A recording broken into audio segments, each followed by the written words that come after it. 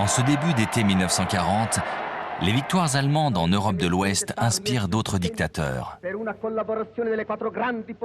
En Italie, Benito Mussolini rêve de partir à la conquête d'un continent, l'Afrique.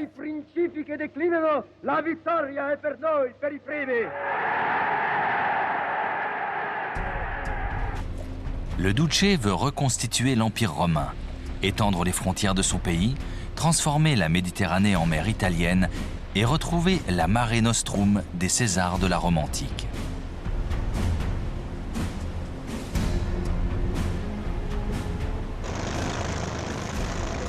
Mais son rêve mégalomane va se transformer en cauchemar.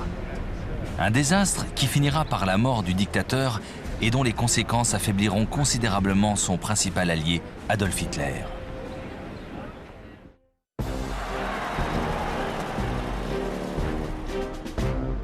Au début de la guerre, l'Italie contrôle pourtant la Libye et l'Abyssinie, l'actuelle Éthiopie. La stratégie de Mussolini est simple: agrandir la zone contrôlée par les Italiens en s'emparant de l'Égypte et du Soudan, jusqu'alors britannique. La future campagne devrait être un parcours de santé. Les forces italiennes dans la région sont 5 fois plus nombreuses que leurs adversaires.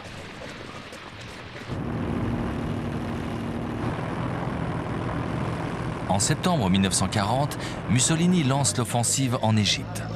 Ses troupes s'emparent du petit port de Sidi Barrani.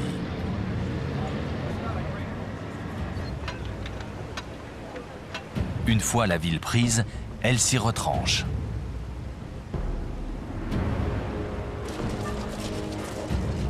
Mais les Britanniques réagissent. Ils concentrent leurs forces pour tenter une contre-attaque. Le 6 décembre 1940, ils traversent le désert.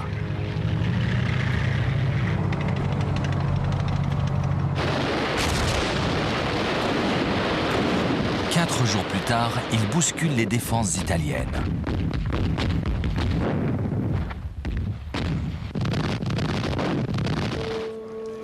Près de 40 000 Italiens sont faits prisonniers.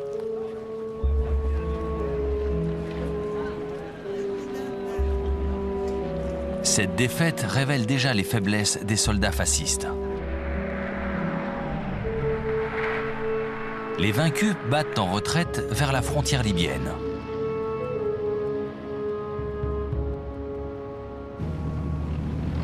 Les Britanniques sont sur leurs talons.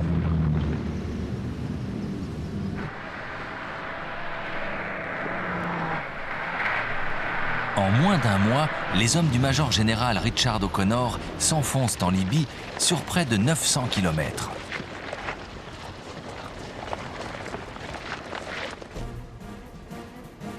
Ils marquent une pause en se retranchant dans la ville côtière d'El Agheila.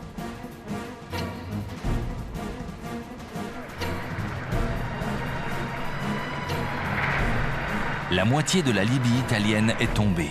100 000 soldats ont été faits prisonniers.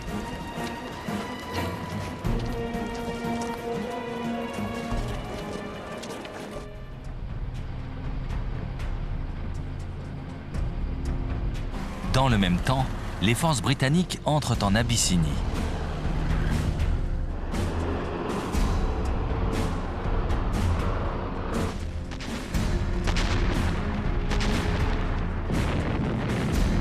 Les combats vont durer près d'1 an. Le terrain accidenté gêne considérablement les communications et les transports. Mais à la fin, les Italiens se rendent comme partout ailleurs. Il n'y a pas qu'en Afrique où la situation est préoccupante. Mussolini accumule les échecs, obligeant bientôt l'Allemagne à sortir du bois.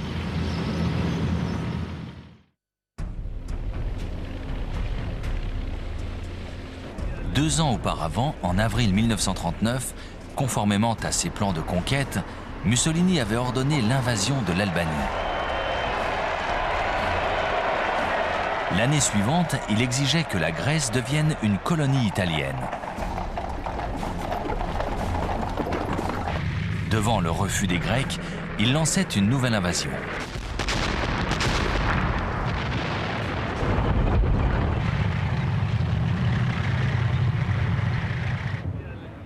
Les Italiens étaient 2 fois plus nombreux, mais l'armée grecque réussit pourtant à contenir leur offensive.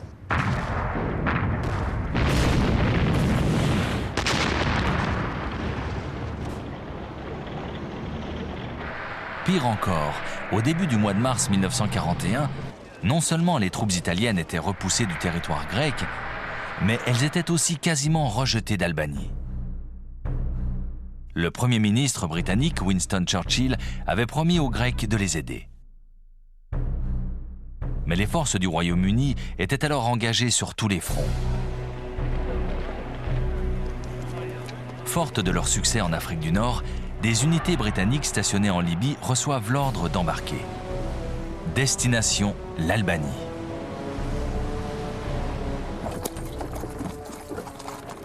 Les troupes de Mussolini sont bousculées dans les Balkans. Les Italiens lâchent prise partout.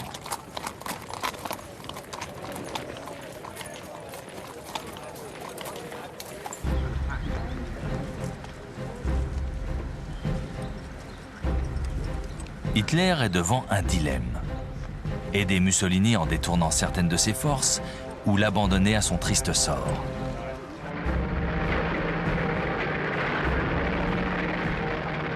Il choisit d'intervenir. En avril 1941, près d'un demi-million d'hommes pénètrent en Yougoslavie, puis en Grèce.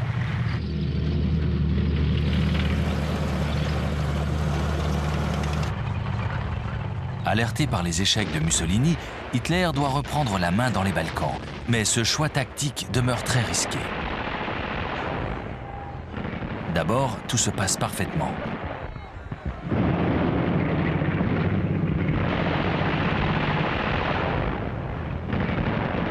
Malgré l'aide britannique, les Grecs sont incapables de résister à l'offensive allemande.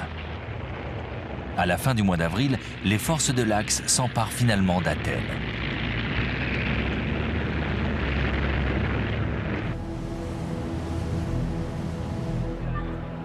Sous le contrôle des Anglais, 30 000 hommes sont évacués vers la Crète.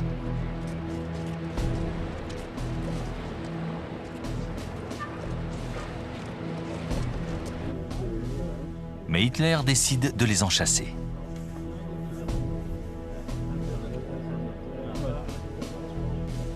Il dispose de 22 000 hommes, des parachutistes et des troupes d'assaut transportées en planeur.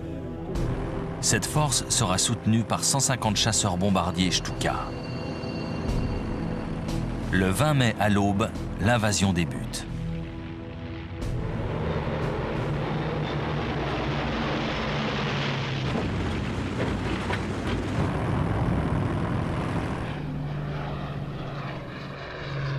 Les attaques se concentrent d'abord sur les principaux terrains d'aviation.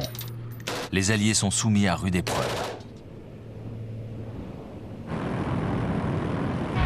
Les raids aériens se succèdent. Les bombes pleuvent.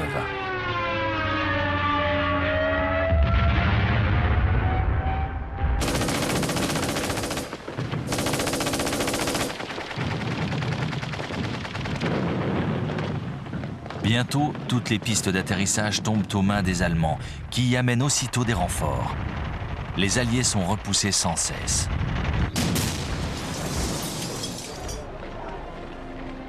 Deux semaines après le début de l'offensive, tout est fini. 15 000 soldats alliés ont été évacués.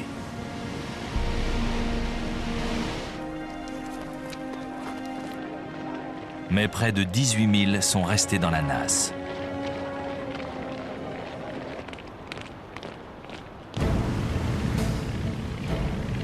Les forces de l'Axe contrôlent maintenant la plus grande partie de la Méditerranée. Elles coupent surtout la plupart des voies de ravitaillement à destination de l'Afrique du Nord. Hitler semble avoir gagné son pari.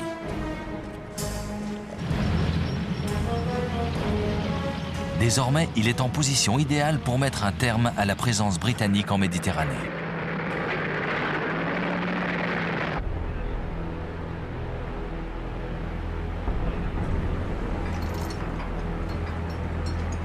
En février 1941, un jeune général allemand débarque dans le port libyen de Tripoli.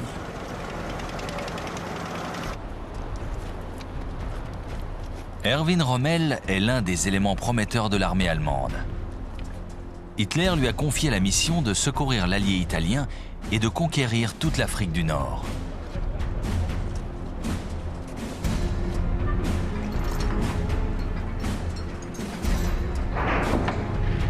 Les premières unités de l'Africa Korps suivent de près leur commandant. 16 000 hommes et près d'1 millier de chars, tous prélevés sur le front européen.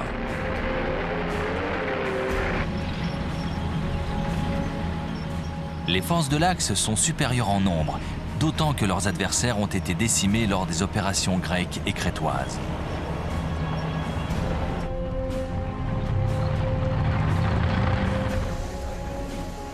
Rommel monte à l'assaut de leur position à El Agheila et passe à l'attaque.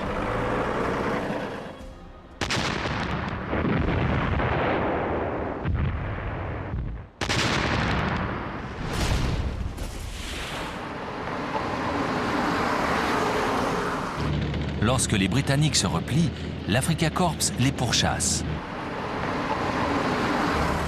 En quelques semaines, les Alliés sont refoulés jusqu'à la frontière égyptienne.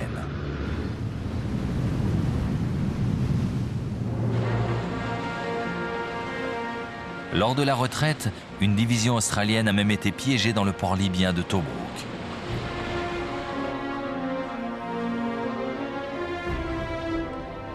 Le commandant britannique, Sir Archibald Wavell, tente par 2 fois de rompre l'encerclement.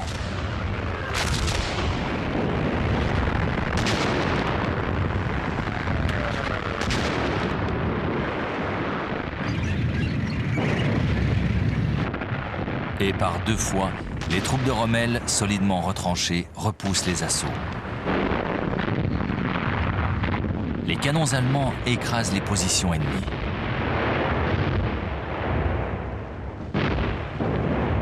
Les batteries antiaériennes de 88 mm utilisées contre les tanks font des ravages dans les rangs alliés. Rommel, profitant du terrain dégagé, fait manœuvrer ses chars d'assaut comme à la parade. Il applique la tactique qui deviendra sa marque de fabrique. Déborder son adversaire et attaquer ses flancs sans répit.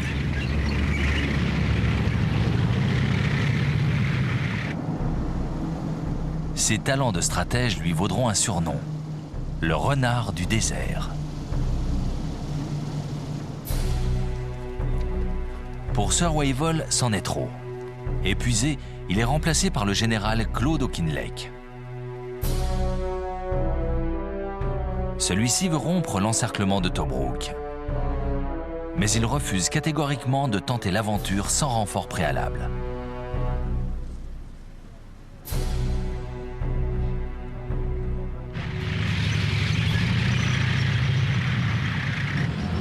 Le 18 novembre 1941, il peut enfin lancer son assaut.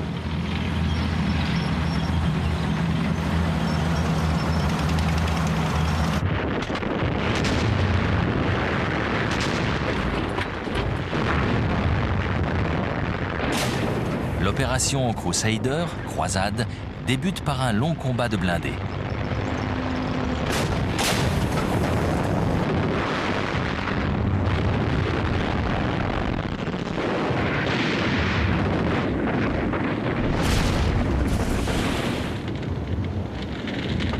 Une fois de plus, les chars d'assaut britanniques subissent de lourdes pertes.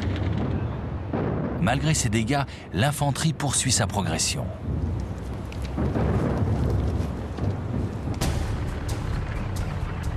Après 1 mois de combats acharnés, Rommel bat en retraite. Tobrouk n'est plus assiégé. Les forces de l'Axe se replient le long de la côte et retournent finalement à leur point de départ, El Agheila.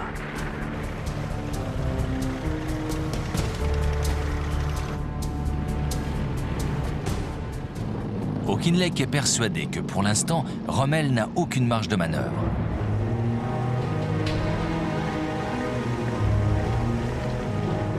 Il décide de disperser ses unités le long de la côte et de les laisser se reposer.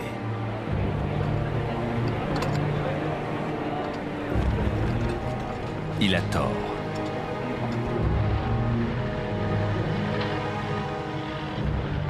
2 mois plus tard, en janvier 1942, l'Afrika Korps repart à l'attaque.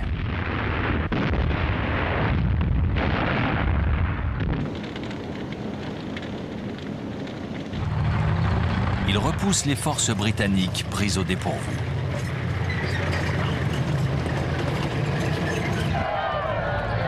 Elles refluent le long de la côte.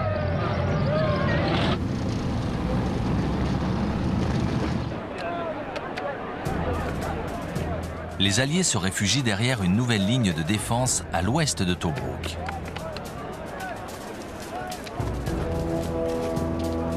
Ils se retranchent dans une série de fortifications bientôt surnommée la ligne Gazala. Rommel décide de s'en emparer au mois de mai 1942.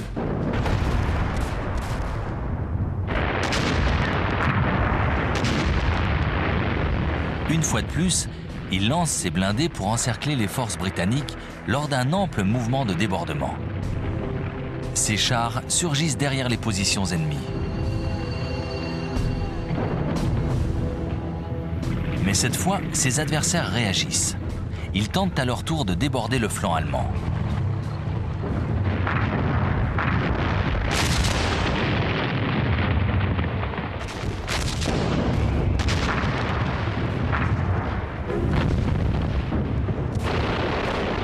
Pendant 3 semaines, chacune des deux armées va tenter de bloquer les manœuvres de sa rivale.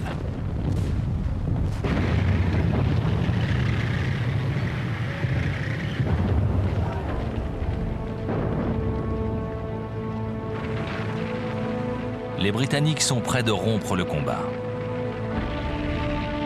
Finalement, les Allemands submergent leur position. Rommel a la victoire à portée de main.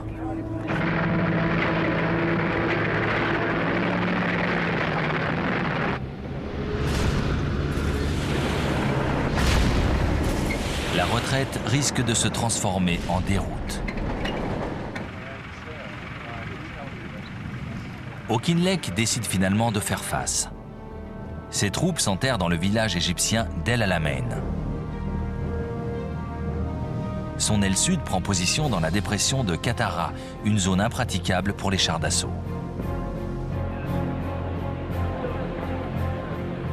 Le 1er juillet 1942, Rommel passe à l'attaque.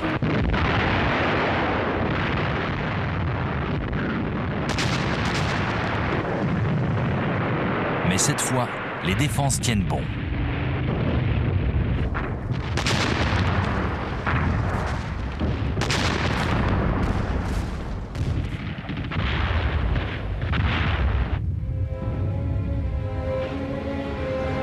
Rommel a dangereusement étendu ses lignes d'approvisionnement. Ses équipages manquent d'essence. Il décide de décrocher.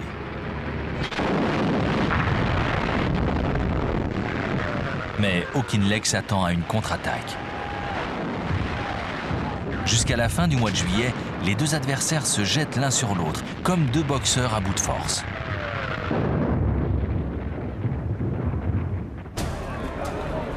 Churchill est furieux. L'armée britannique s'enlise. Il veut des résultats.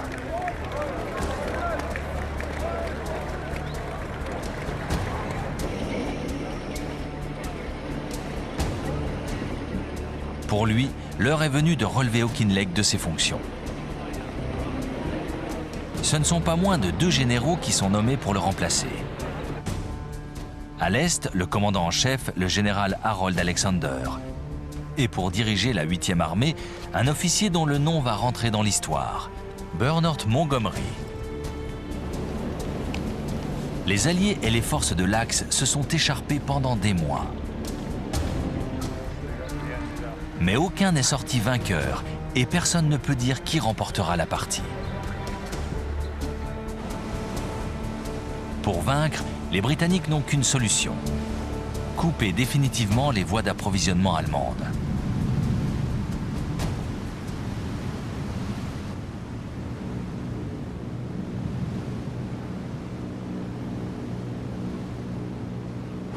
Dans les premiers mois de la guerre, les Alliés dominaient la Méditerranée.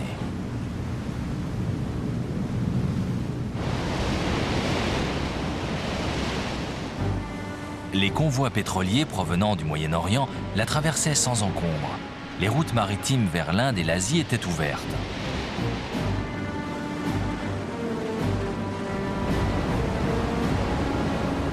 Jusqu'à l'entrée en guerre de l'Italie, dont la flotte moderne allait bouleverser la donne.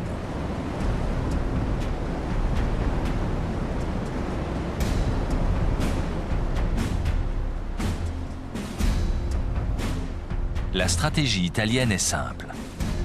Harceler l'île de Malte, pivot central du dispositif britannique dans la région. C'est là que les sous-marins et les avions opérant à l'est viennent faire le plein de carburant. L'île est le port d'attache des bateaux de la Royal Navy qui attaquent sans relâche les convois italiens et allemands à destination de l'Afrique du Nord.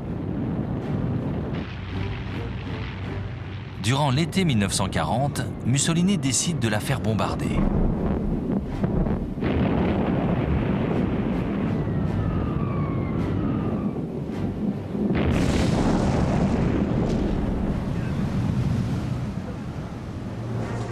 C'est le début de 2 longues années de raids dont la population civile sera la première victime.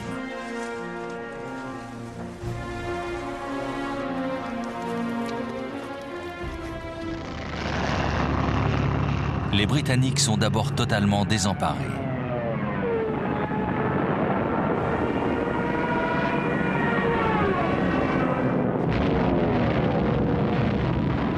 Ils ne disposent d'aucun avion pour défendre leur espace aérien.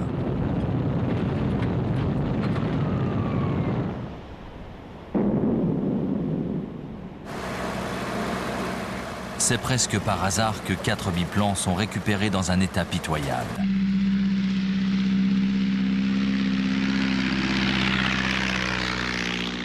Ils sont assemblés à la hâte.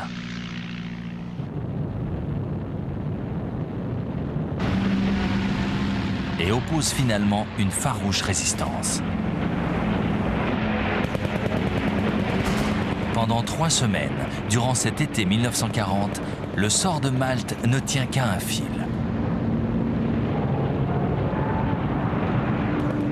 Finalement, des escadrons de chasseurs viennent en renfort. Ils repoussent les bombardiers italiens. Mais jusqu'à quand ?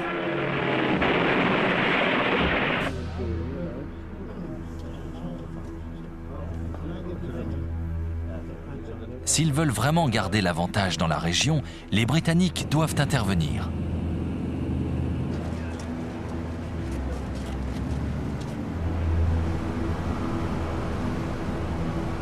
Ils vont monter 2 opérations pour mettre KO la marine de guerre italienne.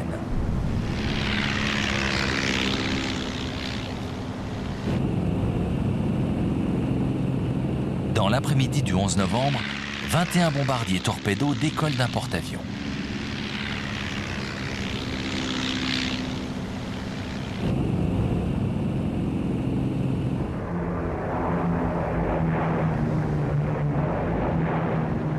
Leur objectif, la flotte ennemie ancrée dans la baie de Tarente. Les Italiens ne les attendent pas.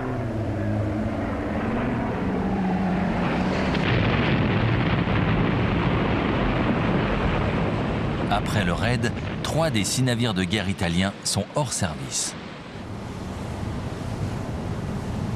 4 mois plus tard, les Britanniques frappent à nouveau. La flotte italienne est surprise sans défense au large de la Grèce.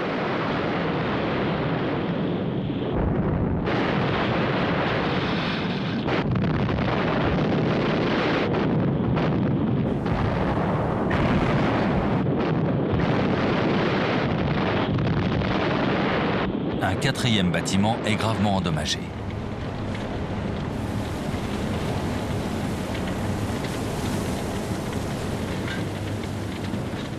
Pour Mussolini, c'est la fin d'un rêve. Il ne rivalisera plus avec la flotte du Royaume-Uni en Méditerranée. Ces événements ont aussi de l'importance pour Hitler. Il paraît désormais évident que le Führer va devoir compenser les insuffisances de son allié italien dans la région. Les voies d'approvisionnement vers l'Afrique du Nord sont de plus en plus menacées. les Allemands décident d'intervenir.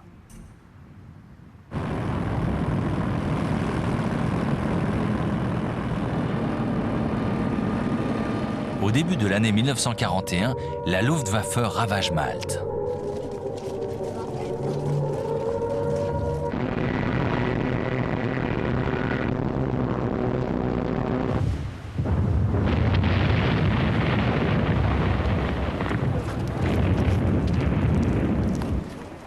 L'île est la proie des bombes. Les raids se succèdent, mois après mois.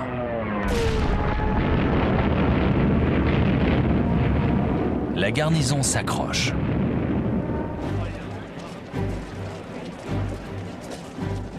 À l'automne 1941, durant une accalmie, elle parvient même à accroître le nombre des attaques contre les convois de ravitaillement ennemis en route vers l'Afrique.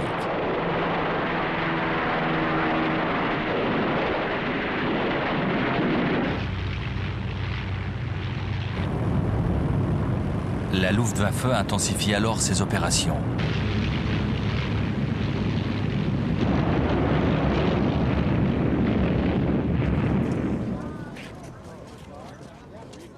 Mais malgré cette fureur destructrice, la population tient bon.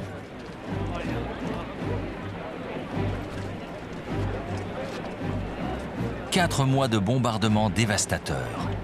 L'héroïsme et le sacrifice insensé des civils maltais vont rentrer dans l'histoire.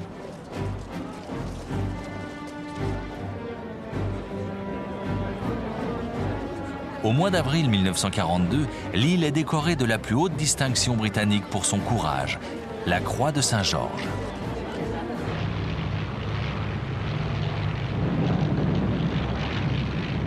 Malgré les distinctions et les honneurs, les réserves de vivres et les munitions s'amenuisent. À la mi-juin, plusieurs convois quittent Gibraltar et l'Égypte pour ravitailler l'île.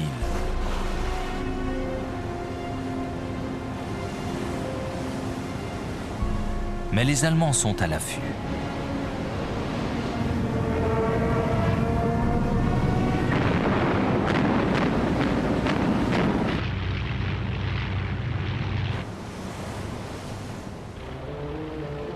Seuls 2 des 17 bateaux parviennent à bon port. La situation devient dramatique. Une action d'envergure doit absolument être entreprise. Ce sera l'opération Pédestal, le plus gros convoi jamais expédié vers Malte. Au mois d'août, 14 navires marchands quittent Gibraltar. Plusieurs bâtiments de guerre les escortent.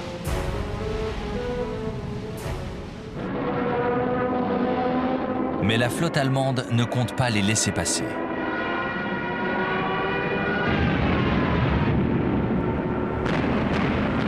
Pendant 3 jours, la bataille fait rage.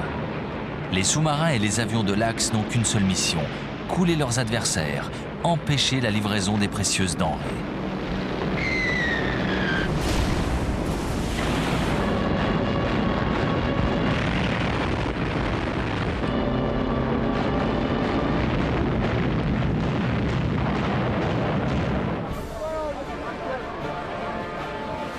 Pourtant, le 4e jour, 5 ravitailleurs parviennent à Malte.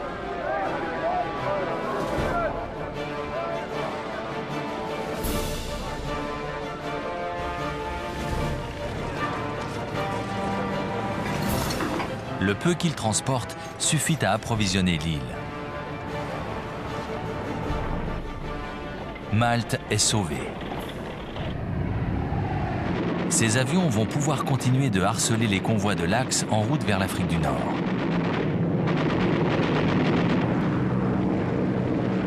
Un avantage stratégique qui va s'avérer crucial dans les mois suivants.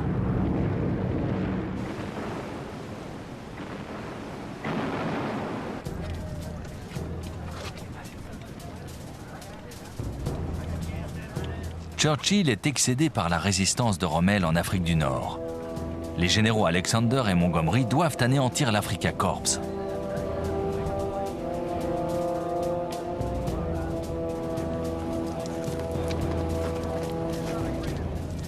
La partie va se jouer à un petit détail. Les services de renseignement britanniques ont décrypté les codes de l'armée allemande. Ils savent où et quand l'ennemi va attaquer.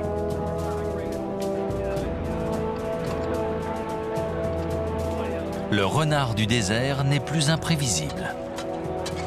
Montgomery va parer ses mouvements de débordement en fortifiant la crête d'Al-Amalfa, au sud-est d'El Alamein. C'est là que l'élan des forces de l'Axe devra être brisé.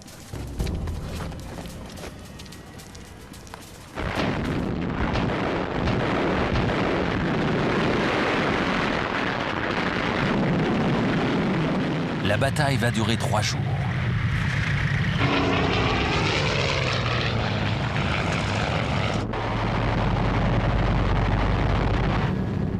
Mais cette fois, les unités terrestres alliées sont soutenues par l'aviation. La Royal Air Force fait des ravages dans les compagnies de chars allemands.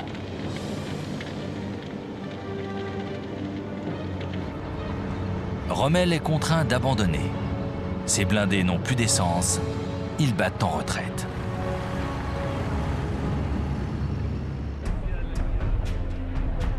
C'est au tour de ses troupes de s'enterrer.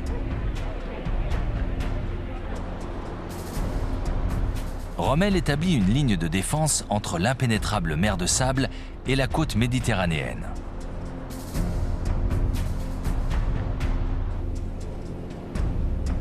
Son artillerie est placée en batterie derrière de vastes champs de mines.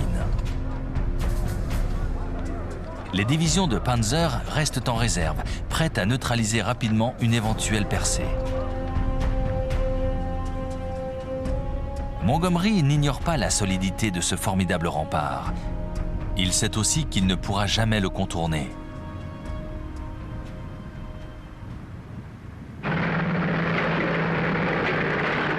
Il n'a qu'une solution, enfoncer le centre des défenses de l'Axe.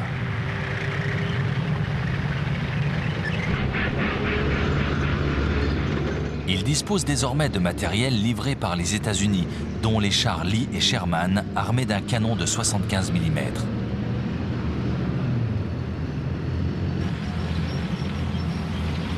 Les Alliés possèdent enfin des engins capables de faire taire la puissance de feu allemande.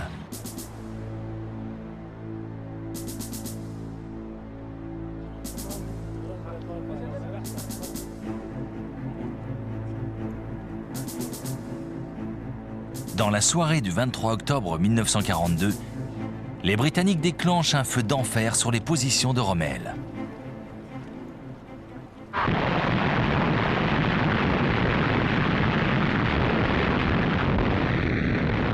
La bataille d'El Alamein vient de commencer.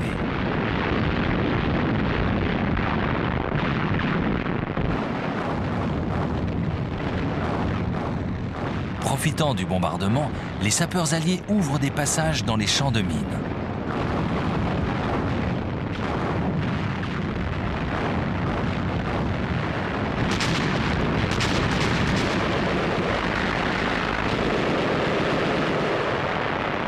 Les soldats britanniques, australiens, néo-zélandais et africains du Sud se battent pour faire une brèche dans les défenses de l'Axe.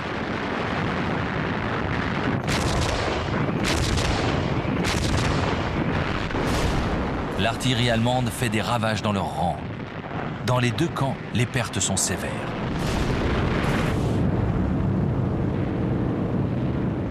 Les chasseurs bombardiers de la Royal Air Force harcèlent les forces de Rommel.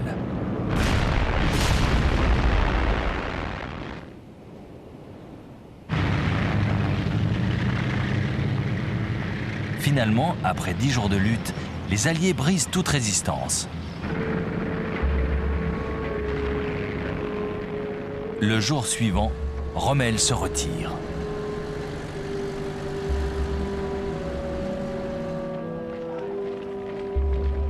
La première grande défaite allemande se dessine peu à peu.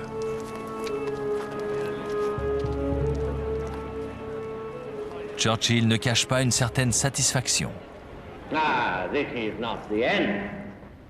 It is not even the beginning of the end. But it is perhaps the end of the beginning.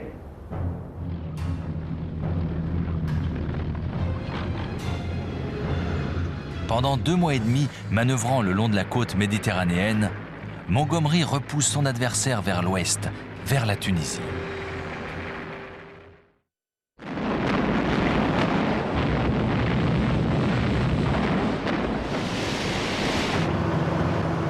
Dans le même temps, la première armée anglo-américaine a débarqué à 1500 km de là.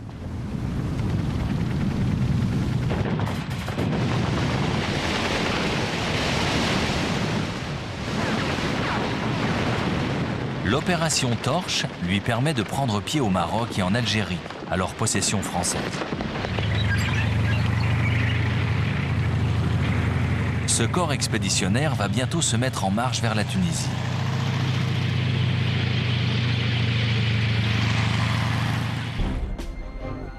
Rommel risque désormais d'être menacé sur ses arrières.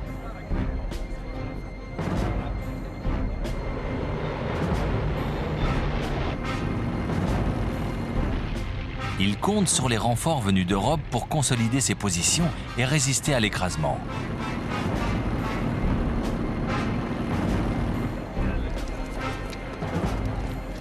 Au mois de février 1943, l'arrivée de troupes fraîches lui permet de respirer. Il bâtit une ligne de défense longue de 150 km au cœur de la Tunisie. De là, le renard du désert va lancer ses blindés sur son adversaire, le général Montgomery. Mais Monty, comme le surnomment affectueusement ses hommes, sait exactement ce qu'il attend. Tous les messages cryptés allemands arrivent dans ses mains déchiffrés.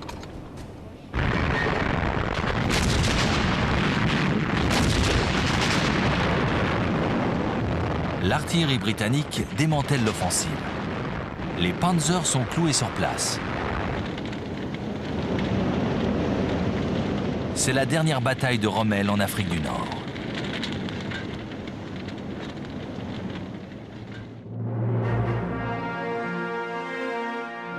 Il retourne à Berlin pour tenter de convaincre Hitler. Il faut abandonner l'Afrique du Nord. Le Führer refuse catégoriquement.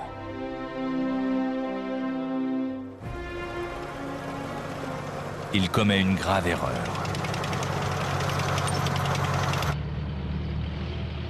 La 8e armée remonte du sud à marche forcée. La première armée arrive de l'ouest.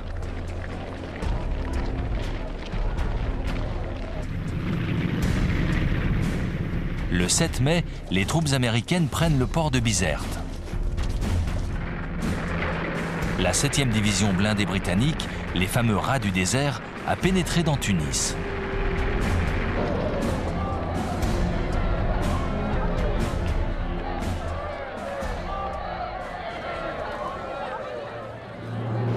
La tenaille se referme.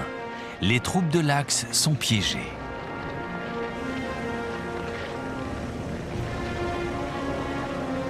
Cinq jours plus tard, 250 000 Allemands et Italiens se rendent sans condition. Hitler vient de perdre 2 fois plus d'hommes qu'à Stalingrad 4 mois plus tôt. Le désastre est consommé.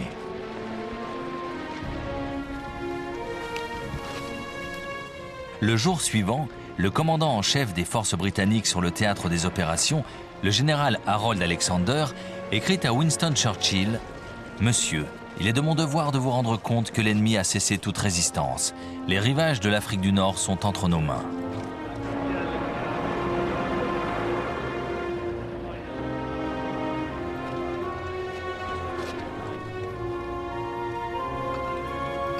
Les rêves de conquête mussoliniens viennent de coûter très cher à l'Allemagne.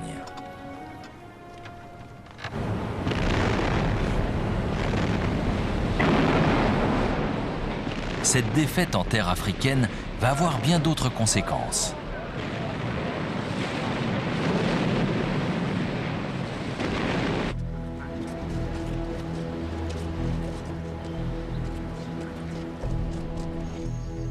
En janvier 1943, lors de la conférence de Casablanca au Maroc, Churchill et Roosevelt s'étaient mis d'accord pour ouvrir un nouveau front en Europe.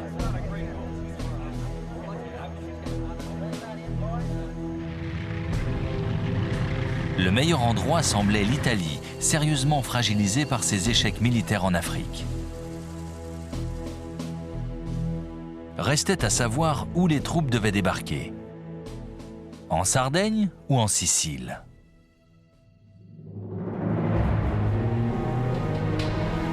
Les Alliés choisissent la Sicile. Mais pour diminuer les risques, ils décident de tromper les Allemands sur leurs véritables intentions en créant une diversion. L'opération Mincemeat, littéralement chair à pâté, est lancée. Un cadavre portant de faux documents secrets est abandonné au large de l'Espagne. Une fois le corps repêché, au mois de mai 1943, les Allemands sont persuadés que les Alliés vont envahir la Sardaigne.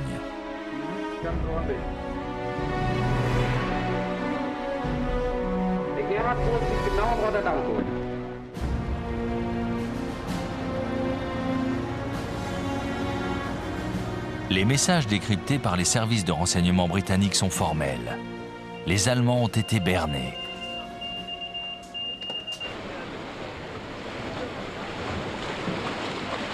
Six semaines plus tard, la 8e armée du général Montgomery débarque dans le sud-est de la Sicile.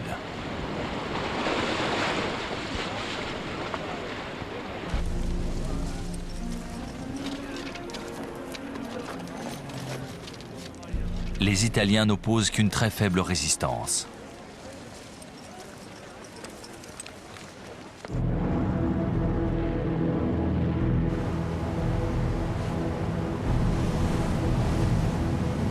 La 7e armée américaine débarque plus à l'ouest, dans le golfe de Gela.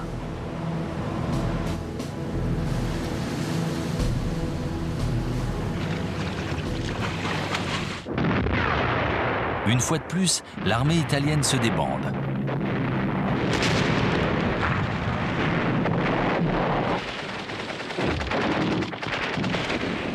Ce désastre retourne définitivement l'opinion publique.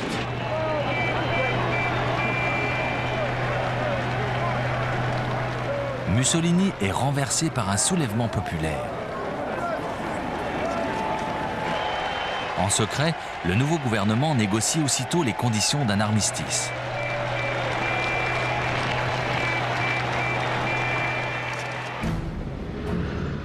Pour Adolf Hitler, le cauchemar continue. Il est désormais obligé de puiser dans ses maigres ressources pour tenir le front méridional.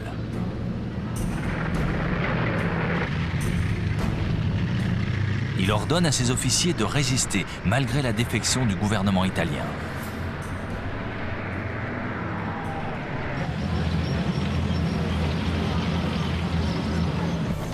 En 5 semaines, les Allemands sont expulsés de Sicile.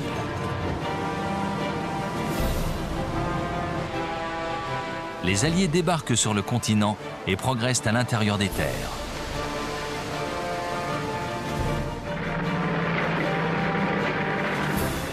Les troupes américaines font mouvement par l'ouest. Les Britanniques suivent la route de l'Est.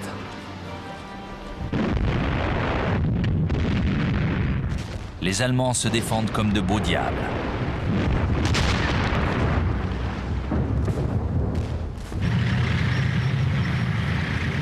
Malgré cela, Naples est prise le 1er octobre 1943.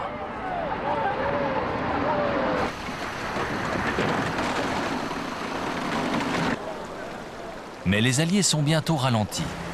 Les combats de l'arrière-garde nazie et les pluies automnales ont raison de leur élan.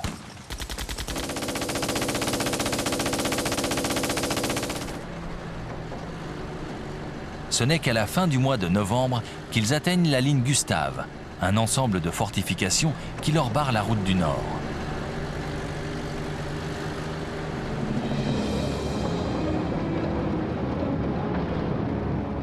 Les forces britanniques ont pour mission de briser l'extrémité orientale de cette défense. Mais les intempéries hivernales les obligent à arrêter leur offensive. Les Américains tentent néanmoins de déborder l'obstacle en empruntant la voie maritime.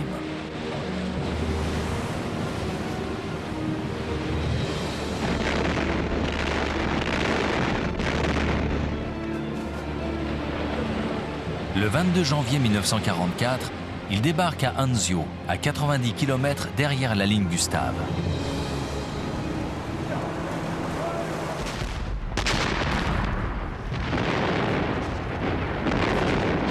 Mais les canons allemands sont là. Les premières vagues de soldats sont clouées sur les plages. Pendant un instant, l'état-major envisage de faire réembarquer les troupes. Durant l'hiver et une partie du printemps 1944, les Américains vont rester piégés à Anzio.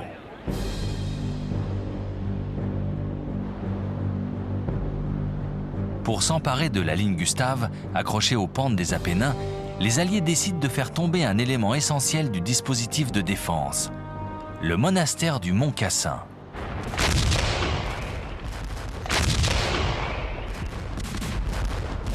Une première série d'assauts lancés pendant le printemps est repoussée.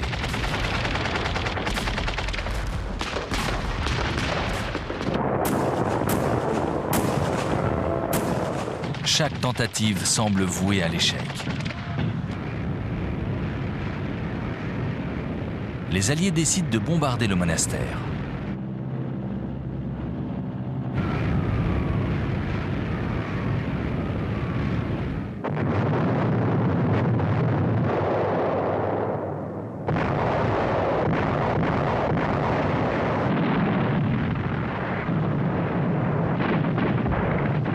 Mais les Allemands se retranchent dans l'enchevêtrement des ruines.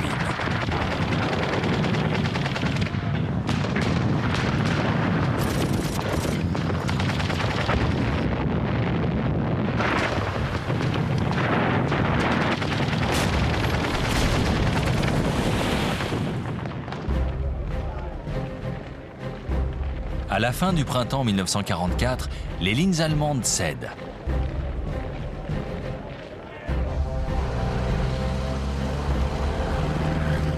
Dans le même temps, les Américains s'extirpent du bourbier d'Anzio.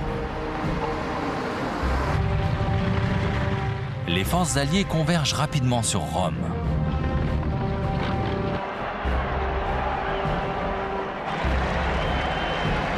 La capitale italienne est libérée le 4 juin 1944.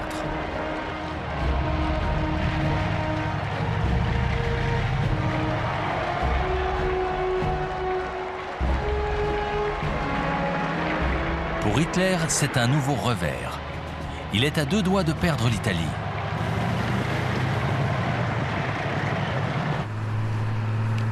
D'autant que ses adversaires poursuivent leur remontée vers le nord.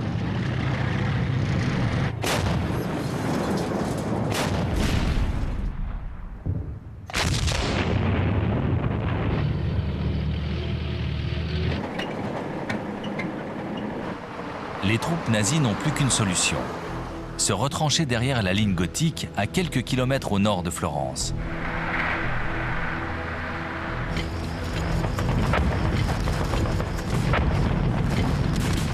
Les intempéries contraignent bientôt les Alliés à arrêter leur progression.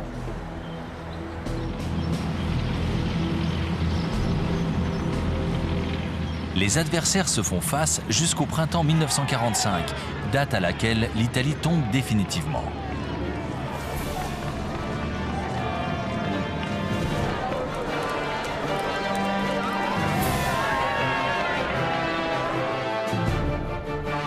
Au mois d'avril, le pays en finit avec la dictature. Le 25, Mussolini est capturé alors qu'il tente de quitter le pays.